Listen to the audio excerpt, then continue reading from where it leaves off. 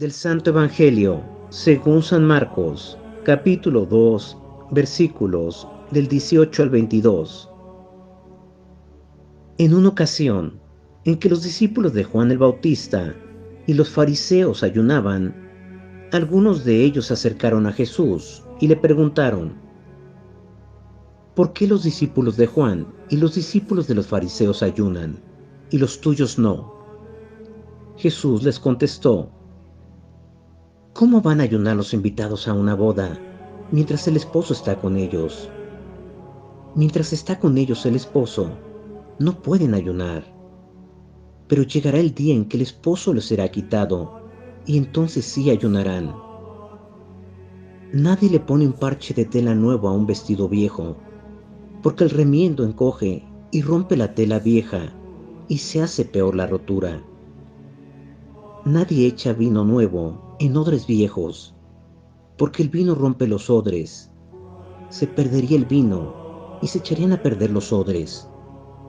A vino nuevo, odres nuevos. Palabra del Señor. Gloria a ti, Señor Jesús. Oración para comprender las verdades divinas. Venid, santos ángeles de Dios, tocad la frente de quienes leen los escritos de la sierva de Dios, Luisa Picarreta, para sellar en su frente el Espíritu Santo y así infundir en ellos la luz para que puedan comprender las verdades y el bien que estos escritos contienen. Luz de la sabiduría eterna. Marcos 2, 18. ¿Por qué los discípulos de Juan y los discípulos de los fariseos ayunan, mientras que tus discípulos no ayunan?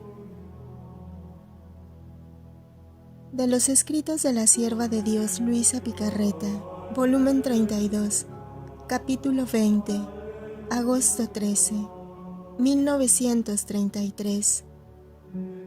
Delirio y pasión divina del querer divino, por querer vivir junto con la criatura. Su acto nuevo y el pintor divino.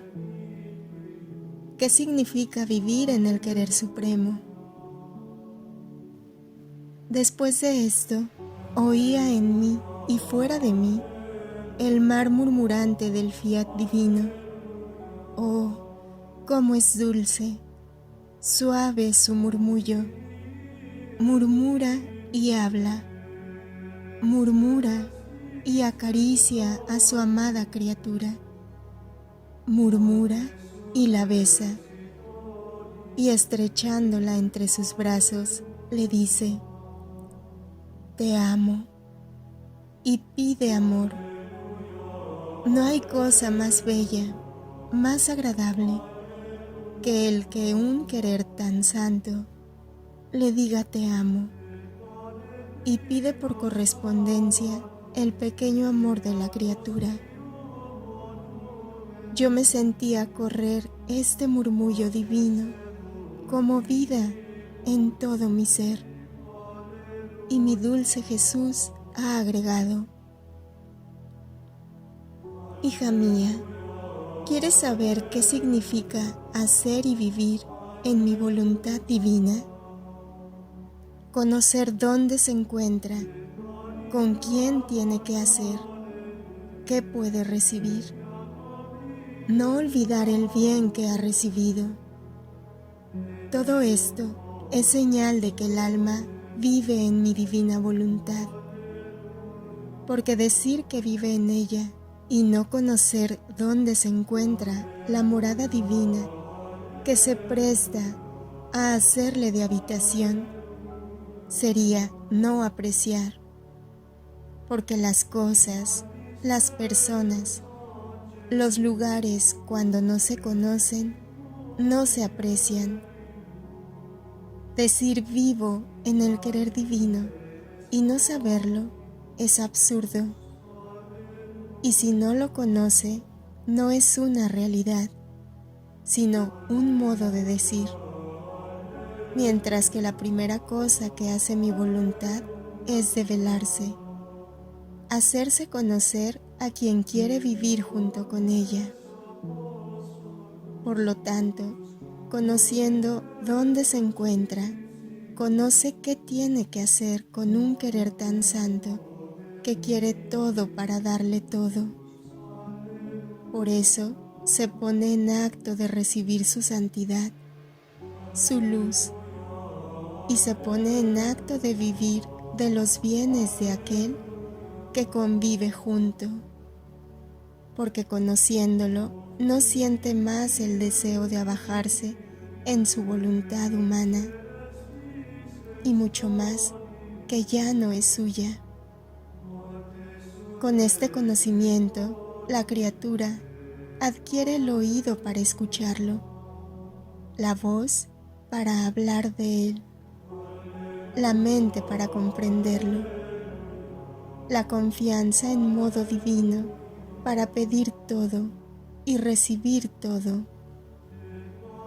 Así que no ignora los bienes que posee, es más, es toda ojo para custodiarlos y agradece a aquel que tanto se ha bajado a vivir con ella.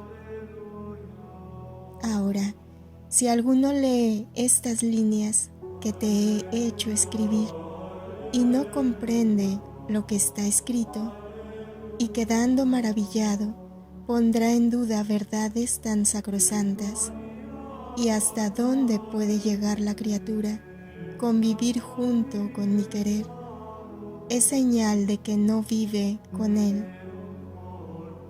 ¿Cómo se puede comprender si no tiene en sí esta vida tan santa? No ha probado jamás sus delicias, no ha escuchado jamás sus bellas lecciones, su paladar no ha gustado jamás este alimento celestial que sabe dar mi voluntad. Por eso, ignoran lo que sabe hacer y dar mi fiat. Y si lo ignoran, ¿cómo pueden comprenderlo? Cuando un bien no se conoce, si no se sienten al menos las disposiciones de quererlo conocer, lleva la ceguera de la mente y la dureza del corazón, y se puede llegar aún a despreciar aquel bien que para quien lo conoce y lo posee, forma su fortuna y su gloria, y daría su vida humana para poseer la vida de mi fiat y sus bienes que ha conocido, y conociéndolo, es toda oído para escucharlo, es toda ojo para mirarlo, es toda corazón para amarlo, es toda lengua para hablar de él. Más bien, quisiera tener quién sabe cuántas lenguas para decir el bien que conoce, las prerrogativas de aquel que posee como vida, porque la suya no le basta para poder decir todo lo que conoce. Por eso, cuando quiero dar un bien, un don, especialmente el gran don de mi voluntad como vida en la criatura, la primera cosa que hago es la de hacerla conocer. No quiero dar la luz y ponerla en lugar oculto como si no la tuviera, ni mis dones para esconderlos y como para sepultarlos en ella. ¿En qué aprovecharía darlos? Y si no los conoce, ¿cómo podría la pobre criatura corresponderme, amarlos y apreciarlos? Si doy, es porque quiero que hagamos vida juntos y unidos gocemos el bien que le he dado.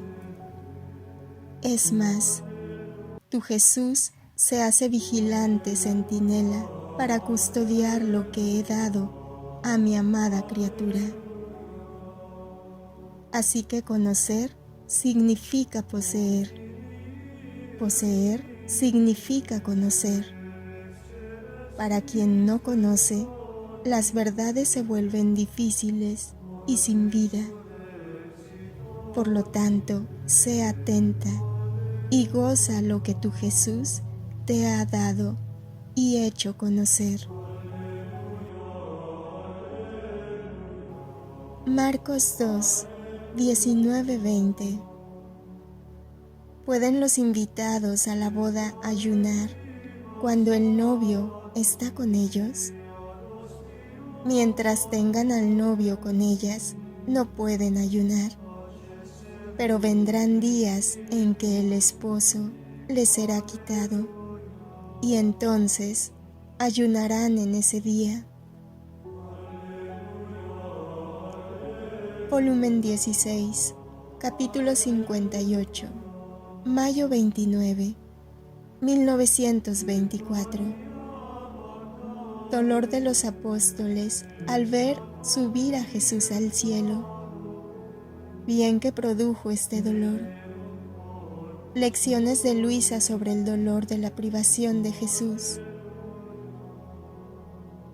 Estaba pensando en el día en que mi dulce Jesús se fue al cielo en su gloriosa ascensión, y en el dolor de los apóstoles al quedar privados de tanto bien. Y mi dulce Jesús, moviéndose en mi interior, me ha dicho: hija mía, el dolor más grande de los apóstoles en toda su vida fue el quedar privados de su Maestro. Conforme me veían subir al cielo, su corazón se destrozaba por el dolor de mi privación, y mucho más agudo y penetrante fue este dolor, porque no era un dolor humano, una cosa material lo que perdían, sino un dolor divino. Era a Dios que perdían. Y si bien yo tenía mi humanidad, pero como resucitó, estaba espiritualizada y glorificada. Por lo tanto, todo el dolor fue en sus almas, y penetrando, todos se sentían consumir en el dolor, tanto de formar en ellos el más desgarrador y doloroso martirio. Pero todo esto era necesario para ellos.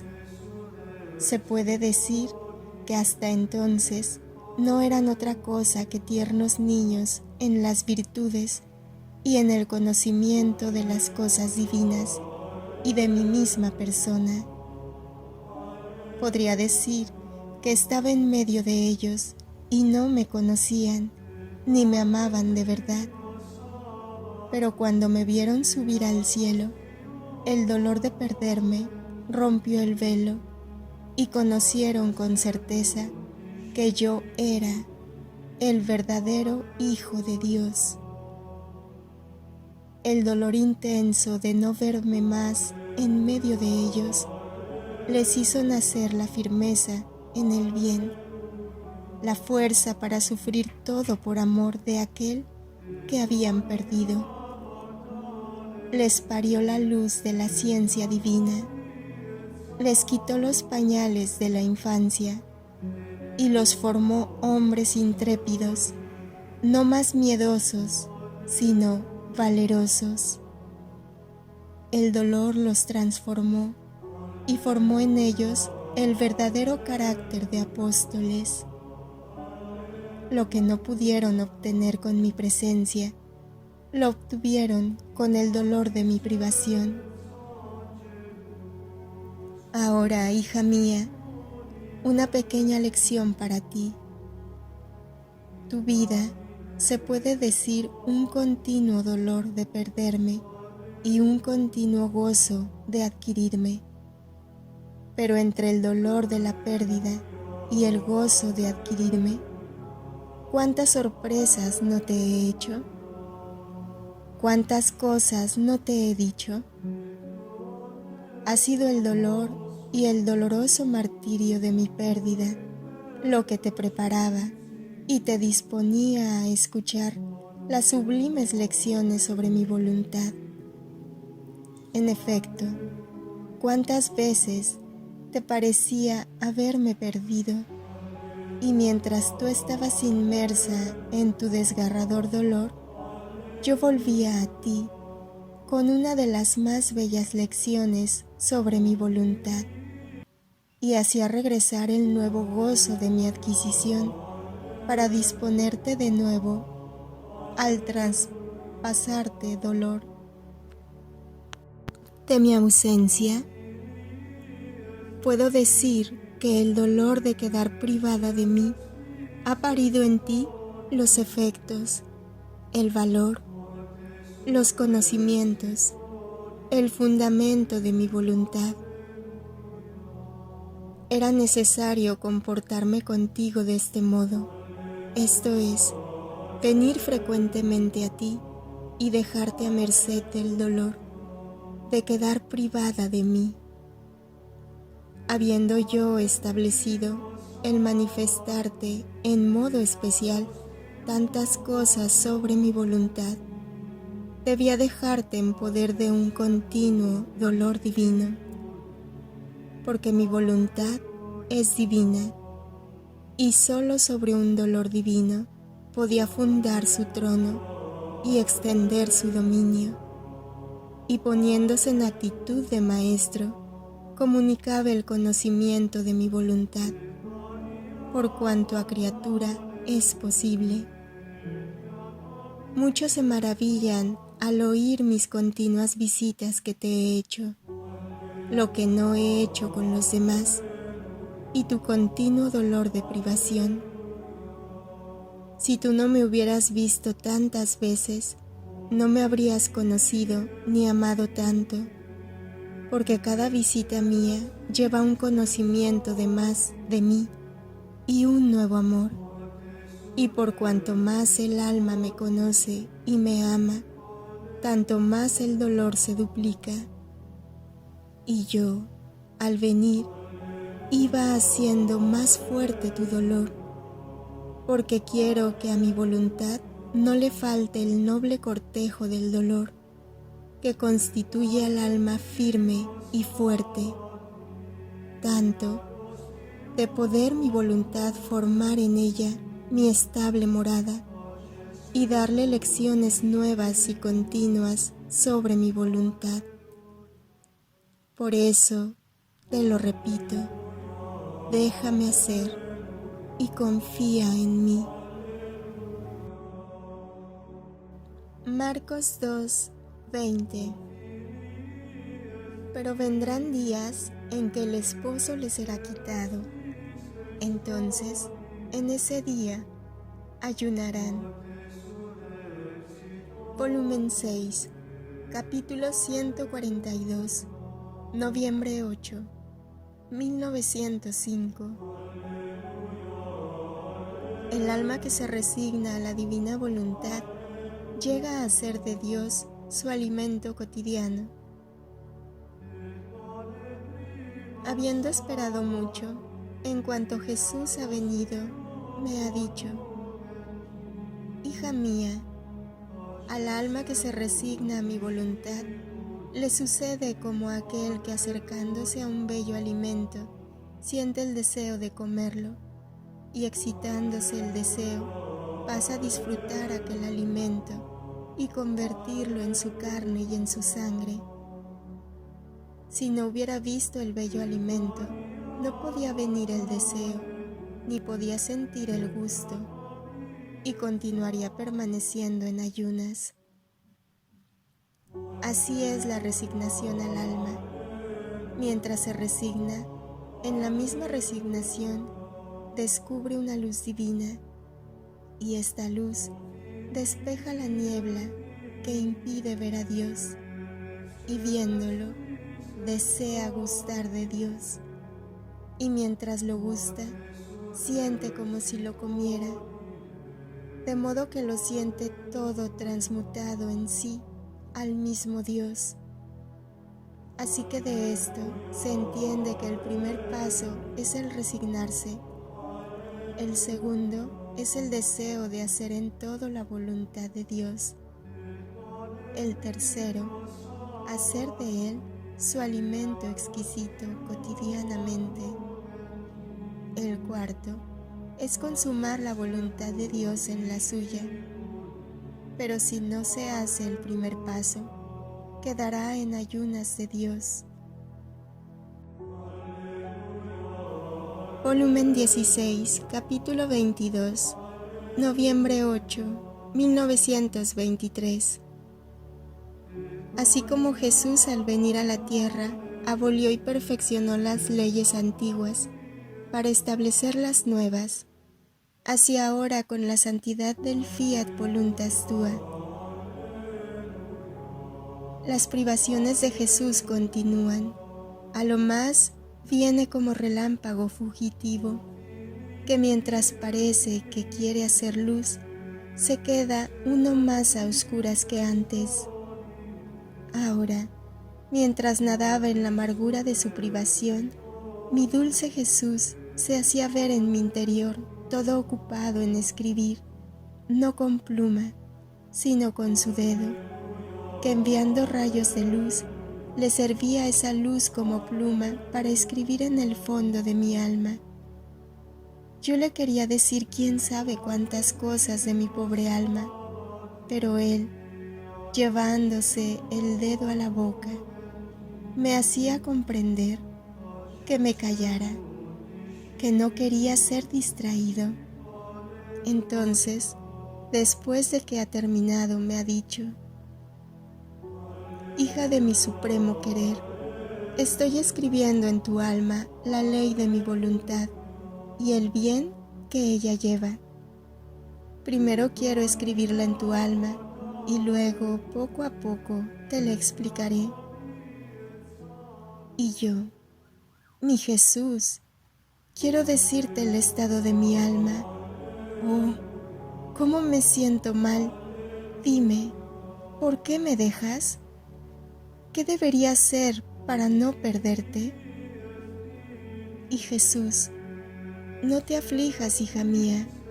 Tú debes saber que cuando vine a la tierra, vine a abolir las leyes antiguas, otras a perfeccionarlas, pero a pesar de abolirlas, no me exenté de observar aquellas leyes.